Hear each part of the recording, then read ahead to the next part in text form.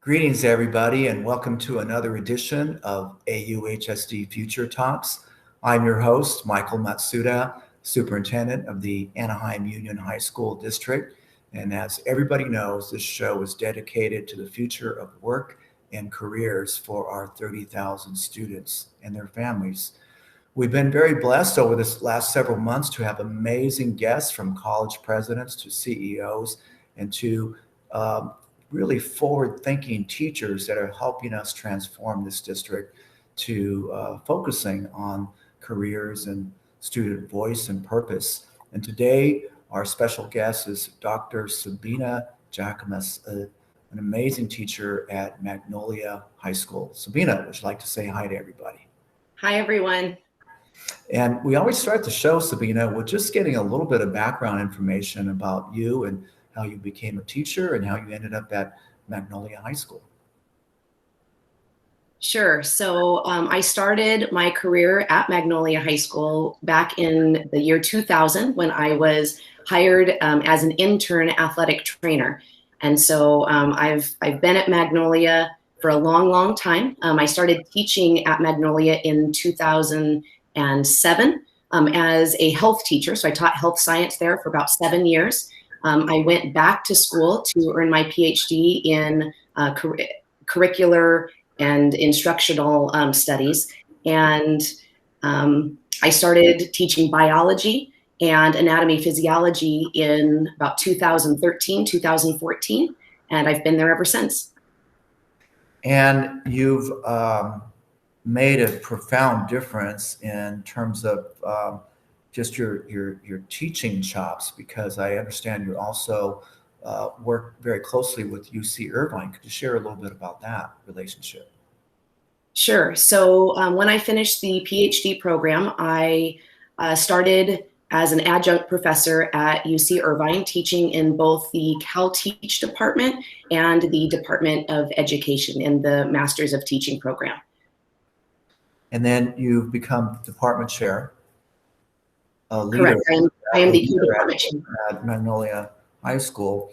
And Magnolia, our listeners may not know this, but Magnolia Dale is an area that's very highly impacted by poverty, by homelessness. In fact, the corridor between Brookhurst and Beach Boulevard in Orange County has the highest concentration of apartments and motels. We have kids living in motels. We have kids, probably the highest percentage of homeless kids in the district, and a lot of challenges. And certainly COVID has exposed a lot of these challenges in terms of the poverty, the lack of food, and the lack of access to nutrition and healthcare.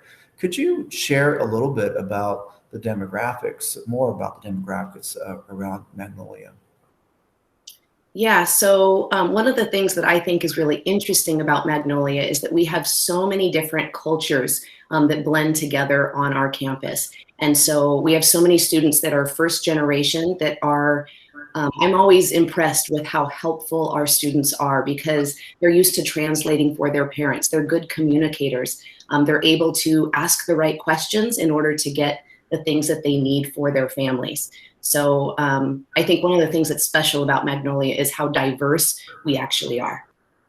Now, one of the things that you felt compelled to do is create a garden there, and also like hydroponics. You're a teacher that's written grants. So I would imagine, because of what you saw as a need for young people to really be exposed to real organic food. Could you give us a little bit of background around how that evolved?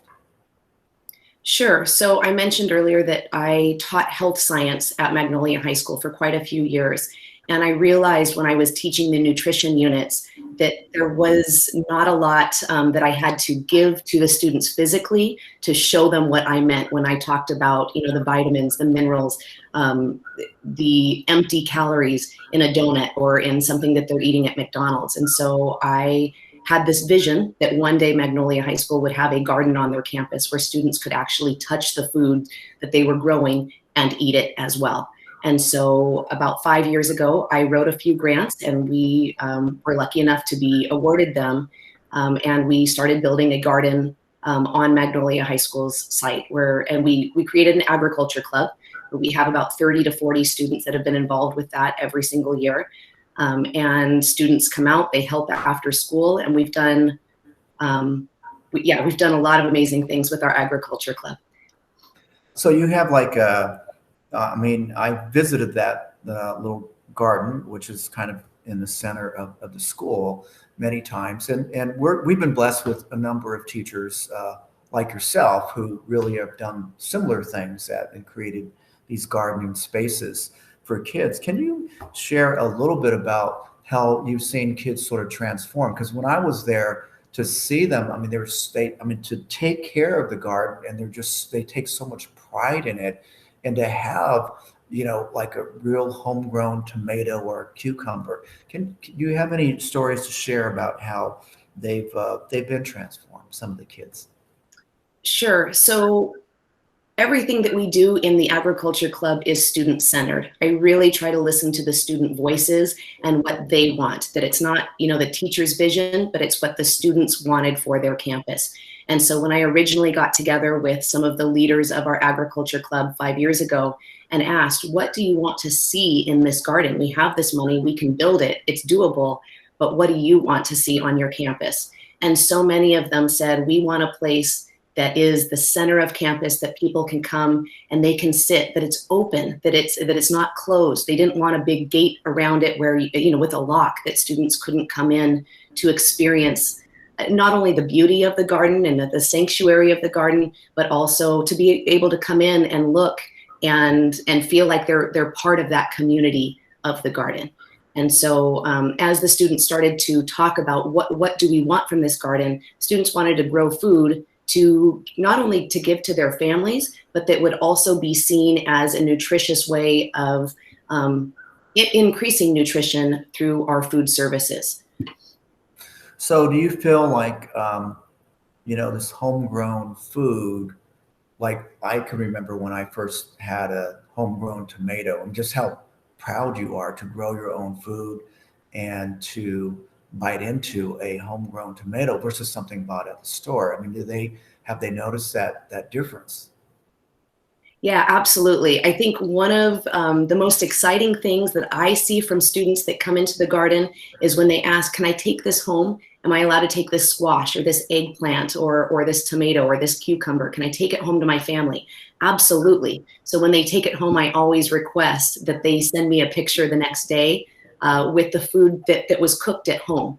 And one of the things that I realized that's so interesting, like I mentioned, Magnolia is so diverse that there's so many different recipes out there that families are using that I've never seen before. What did your mom do with that spaghetti squash? Well, I've never seen it cooked like that before. And so things that we can share across our community, across the families that we serve in the AUHSD, I think is really exciting. And then I think after that, or maybe concurrent to that, you did write another grant to create sort of a hydroponics greenhouse at the site of the school. Could you share a little bit about that? Yeah, sure. So we knew that our garden was successful, and we felt like we had done everything that we could with the original grant in the original in-ground garden. And so the students started talking about a aquaponics system. So we joined with the STEM club. So we have a STEM club on campus as well. And so the agriculture club and the STEM club got together and said, what grants are available that are out there that we can get funding for a hydroponic system. So it was a 1.5 year long process. Once we received the grant, we went to our BIDA program, and BIDA was actually able to build a greenhouse for us with the funds that we had. We were able to build our own fish tank, so we had tilapia, and the kids actually engineered the irrigation system that would funnel the water from the tilapia into a drip system into these vertical planters that were in the greenhouse. That is incredible. And I remember, I think that may have been one of the times that we had met, because I had a tour of that. And that greenhouse is located on the side of the campus and adjacent to a 2-acre empty field. And I think that's when you started to plant the idea of possibly this urban farm. And that idea now is going to become a reality. Can you share a little bit about that story? Because that's something that I am so excited about in terms of the district building a sustainable urban farm. Sure. So not very many people know when you come on Magnolia's campus, there is about 2 acres of space behind the science and math buildings. And you would only know that it's there if you came onto campus and you walked through the back of one of the science classrooms. So it is a dirt lot. There's not much back there. It also backs up to our weight room. And so knowing that this land was there, and it's been there empty for years and years and years, we had some principals that said, hey, what can we do with this space? And all of a sudden, the ball got rolling and things have happened very, very quickly. And so we've decided, with your support, to build a sustainable agricultural site on that land. And the partnerships and that we're working with are pretty amazing. Could you share what some of the partners that are coming in to help build and maintain and sustain this? It's really a laboratory, right? Yeah, absolutely. So we are so lucky that so many people have gotten on board. As soon as we mentioned what we wanted to do and what the vision was, we were like magnets. A lot of different partnerships came our way. So we have the Ecology Center, which is going to be doing our site design and also some mentorship. We have Okapica, which is helping us with our community outreach. And so reaching out to communities so that they understand what we're doing. This is not just something for our students, which is important, and the education of our students, but also bringing in the community around Magnolia and also the greater AUHSD boundary lines so that they can see what's happening. We have other partnerships like Gear Up and the UCI Science Project, who's excited to bring on UCI STEM students and professors to help us create the educational experience that we want our students to have when they come on campus. So, Sabina, this is something that is unprecedented in terms of cross-curricular as well as cross-district, because you have teachers from Catella and South and Oxford, obviously Dale, which is the feeder to Magnolia. Could you share a little bit about some of the thinking regarding the curricular development, this whole cross-curricular component, what that might look like? Sure. So we know that there are many school sites in the AUHSD that already have gardens. And so there's already teachers that are excited about environmental science, about sustainability in gardening and agriculture. And so some of the school sites have smaller gardens, some of them have larger gardens, some of them already have their own agriculture or gardening clubs. But moving forward, we realized that just because this agricultural site is on Magnolia High School's campus, it's too big of an idea to just keep to ourselves. We know that we want to reach out to the greater Anaheim district. And we have so many teachers that are already involved with civic engagement, that are already doing, we already have AP environmental science groups. There's also ROP classes, culinary arts. So there's so many different programs and projects that we have across the district that really tie into what we're trying to do at Magnolia site. So as the farm is built out, I know that you teachers, you're leading a number of little teachers who are developing these units and lessons around data analytics and around sort of creating baseline data, defining what a food desert is. Could you share with the audience what is a food desert and what you hope to gather from this baseline data? Sure. So from some of the research that I've been doing, a food desert really has a spectrum of how much food is available to each community. And we know that there are neighborhoods that we serve in the AUHSD that have limited access to food. And so having limited access to fresh nutritional food is really what defines a food desert. So for example, if I live on the corner of an intersection and it takes me more than half a mile to walk to a grocery store that actually sells fresh fruits and vegetables. So we're not talking about a convenience store or some type of like mom and pop liquor store, but places that actually have a produce section. That would be the definition of a food desert. And we do know that there's many families in the AUHSD that do not have access to cars. And so when you don't have access to transportation, it makes it even harder to get access to that fresh produce. Now, I know that some of the teachers are going to look at through the lens of data analytics and looking at census data to get students actually gathering the data, like dialysis, diabetes, childhood obesity, heart disease. And apparently that information is available through census tract data.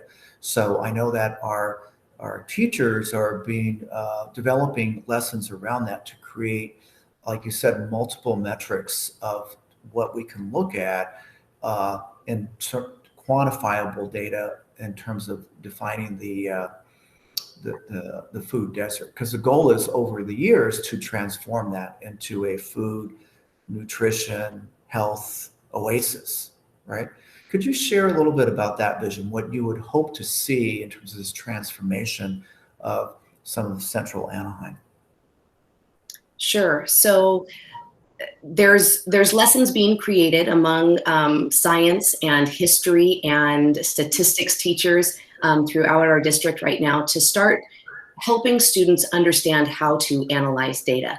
And so having students collect their own data to begin with, and to look at how do you clean the data so you understand what you're looking at, and are we really looking at the right populations and what accessible food we have access to, and then helping those students break down what is it in this data that we want to focus on, and then looking ahead at having students design solutions, create action plans so that we can follow up on this data. So it's not just understanding the data and looking at what is affecting our community, but then taking it a step further. And that's really the civics piece, and which is why we have teachers from all over the district that have been trained through the AUHSD on civic engagement. So yeah, it goes from data analytics and surveying students and having students look at map data that's already available to us, and then moving towards designing solutions around the issues that we see coming from that data. And we hope to see a change in student and family behavior in terms of the food choices they make, right? Whether I'm going to eat fast food at McDonald's or try to grow my own, not only through the farm, but maybe even in the apartments, right?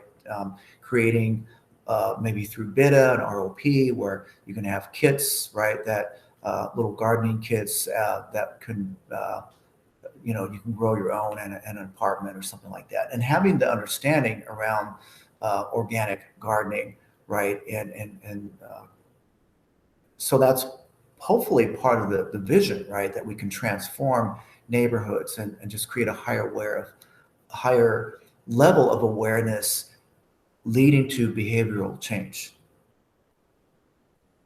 Correct. Yeah, we're really looking for this cultural and social change within not just our students, but our communities. So, some of the questions that I'm starting to look at asking our students is, in your own household, does anybody encourage you to eat fruits and vegetables? What's the conversation around the dinner table? Or are you shamed for not eating? When you're eating a bag of hot Cheetos or the frozen pizza, do you feel shameful for eating those things? And so, how do we create this positive awareness around food, where students want to eat the food that we're growing, or the food that they're growing on their own once they have the skills to do so, even if it's on an apartment terrace, even if it's on a sidewalk plot. what is it that we can do to shift this idea of it's just easier to go to a fast food restaurant. So yeah. Do you, Sabina, are you aware of other projects? I mean, this is why I'm excited, because to my knowledge, I think this is going to be like one of the first of its kind regionally. And I know that you work with UCI folks, and you said that they're very excited about this. But for our audience, I mean, this doesn't happen that often in education. Could you share like how big of a deal this is in your opinion? Sure. Yeah. So over the last, I'd say 4 months since we knew that this project was going to get off the ground, I've tried to go out there and find as many other places to learn, what mistakes have you made and what can we do to do better, to get the right foot forward. And so there's very few other farms in Orange County on school campuses. There are a few, but I don't think that anyone has the amount of partnerships that we already have. And I don't think that anyone is looking at the student and community. I think, and that's the key right there, is it's not just student education, which will be robust, but it's also the community education and bringing the families to our site. And I think that's going to be a majority of the work that Okapica is doing with this community outreach, and really getting our community on campus to do, parent cooking nights, to do cultural herb gardens, so that community members are teaching other community members, these are the recipes that I use in my household to use these vegetables and these fruits. So sometimes I think of recipes as almost like a lost language. We talk about different cultures losing their language or their dialects. And I sometimes think that some of the recipes that we use in different cultures are becoming lost as well as we become more and more urbanized. Wow, what a vision. And now you do have a name for this project. What can you share with the audience what the name is? Sure. So we have officially named the site the Magnolia Agriscience Community Center. Yeah, I love the fact that you've chosen community center, because that has a larger footprint. And like you say, it's not just students and staff, but it's the entire community. And it's even bigger than Magnolia. So we're really excited about that. And I guess the last question is, this is about jobs and careers. What do you see the connection between all the stuff that we just talked about and potential jobs and career training for kids? Yeah, so I think there's so many different careers around food and food production. And I know that we already have ROP courses on many of our sites for culinary arts, but there's also ROP courses on sustainable agriculture. So understanding soil testing. So there's a lot that we can do. I'm biased towards the things that we can do in the sciences. So looking at soil testing, looking at fresh water and irrigation. And we know with climate change how many different issues are arising for our farmers in California, having to let entire crops go because of the water issues that we're having right now, and not having enough access to water. Well, as you shared earlier, just having the data analytics piece, that applies to any field that you might be interested in. So I think there's a lot of applicable job skills that are going to come out of this amazing project. So, Sabina, I told you it's going to be fast. That goes by very fast, these interviews, especially if it's something as exciting about this transformative urban farm project. And on behalf of our 30,000 students and our parents and all of our teachers, we're so proud of you and the work that you and your colleagues have already accomplished. And we look forward to hearing much more. Thank you so much, Sabina. Thank you.